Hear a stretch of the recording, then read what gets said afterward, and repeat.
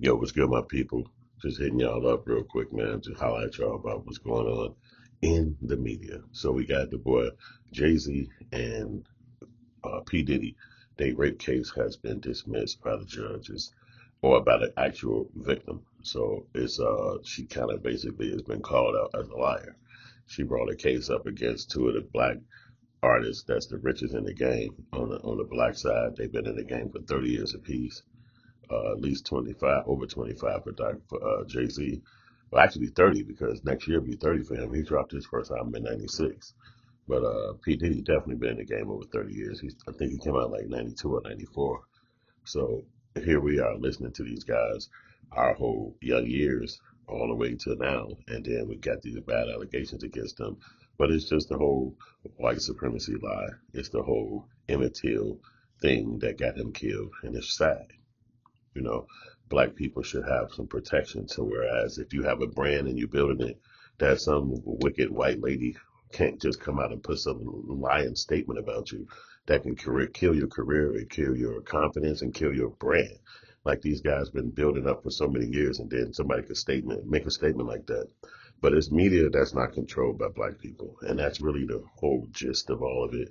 We get to see it play out. Whereas a white person call you anything, you're done. That's exactly what you are, and nobody can pull back from that. So it's really sad, but these guys fought. They got a lot of money, and they got these lawyers that come from such a strong background that they would not let themselves fall under, and that was good to see.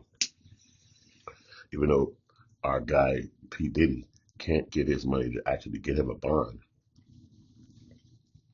having Jay Z a part of it, you saw him throw some real lawyers at that particular situation, and then he was able to be triumphant. And because I'm sure Jay Z lawyer was not going to just let this be something that hold out with him. Even the judge said to Jay Z lawyer, all of these papers and forms that you passed, that you filed, it's not going to help your client. Now, what judge says that? That was that statement alone was appealable because if I'm putting in forms for my client, what the hell you mean it's not going to help them? That's what the whole idea of jurisprudence is. For me to come in here and prove my point, and we prove our points by putting in paperwork. We don't go in there and just start yelling at the top of our lungs. So what the hell you mean it won't help us? So that was going to be a way to actually get an appeal if this would have kept going through anyway, because the judge actually said that, which is illegal. But he said it. And at the end of the day, that wasn't right. So Judge, the people on Jay-Z's side and P. Diddy's side was going to come at this girl feverishly, and they were definitely going to win. Man, the scenario with how much she lied and what she said is just egregious. She said that she was at a house with them, and technically it's no house in New York. She said she was uh, uh, picked up by some guy in a limo. And that particular year, they didn't even have limos. They was riding trucks, the Explorer trucks, because that's what the security service guy said. He said he was in charge of ordering the trucks. So whoever she spoke to, it couldn't have been no uh, P. Diddy, actual particular security guard or a limousine driver. It had to be somebody else, but it wasn't P. Diddy guy. So whoever this fictitious person was not going to be able to be proven. And this was more like a way of throwing them guys under the bus and just basically defaming their names and discrediting them. And this way that white people do it. White supremacy does that. And it's basically saying to them, we don't care how big you got because we gave you the money. We don't care how far and famous you got because you came through our distribution system. So what you mean, you somebody? We could take your name and hood or whatever you want to call it from you in 2 seconds. And they did that. And now those guys get to go down in history with those allegations on their jacket. So, for instance, they'll say on the news, "Oh, Jay Z, who was accused of rape of a 12-year-old in 2023, 2024." They'll say that about those guys because they can. It's already been proven that they were accused. That don't mean that they was convicted, but they was accused. So now, for the rest of their life, even when they mention somebody like I don't care, Mike Vick, Bill Cosby, whoever, they'll always say, yeah, these guys was convicted of their crime or they were accused of their crime. Allegations came about from them, and this goes down in history of their name. So it's basically just putting a stain on their jacket.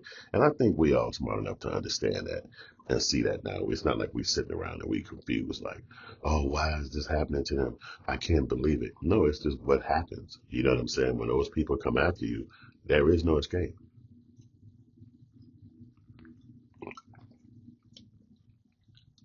And we got so much fandom for those guys and respect for them by seeing them rise in the industry over the decades. It's just something we never would have fathomed. I don't even think we would have been fans with them all these decades if we had any inclination that they were being sexual deviants or especially messing with kids. So I think that was all generated by the media as well. But that's the ugly side of fame. So it's like you want to be famous, you want to be in the industries and all this stuff. That's the other side of it. That's the side that's not pretty. That's the side that's not cute. It's like joining a gang, and the gang is fun. It's girls, y'all party, y'all drink, y'all fight. Y'all might even shoot up people or do whatever y'all do in the gang. And then, but nobody tell you about the prison side, where it's no girls, where you're stuck in here until somebody else say you can come home. You miss your mother, you miss your family. No holidays, no escaping the building. That need to be explained as well, so a person can have the whole gist of what's on both sides. And I've seen like the fame part is one thing, and then here's the other side of fame, especially for people who've been in the industry 20, 30 years. They've become household names, and they standard become the standard of the culture because they have grown. So it seemed like when they were 20 until the time they're 50. So it's like these people are what you call a staple, and they have a lot of influence. And so what would that influence do? Well, it could be P. Diddy saying he's going to open up his own uh, political thing for black people.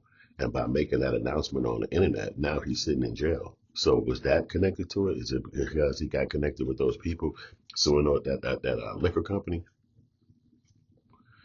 Nobody would really know. But we have seen that their demise came out of the blue. And it's like, well, wait, why would they take down the guys who we like? What's wrong with that? But at the end of the day, those guys are only rich because those people said they should be rich. They were handpicked. So how did this case get dropped? We wouldn't know. I know that that girl had a flimsy case. The girl's father said that he don't even remember picking her up from New York after this so-called allegation happened between her and Jay-Z and P. Diddy. And it's a 5-hour drive back to her house, upstate New York. So what dad would remember this moment or this scenario, especially your kid being under 15? She's like 12, 13 is what she was claiming. This would be tragic, and it's something that a pad that'll last for years. You'd have been telling the police in every county on the way up to your house.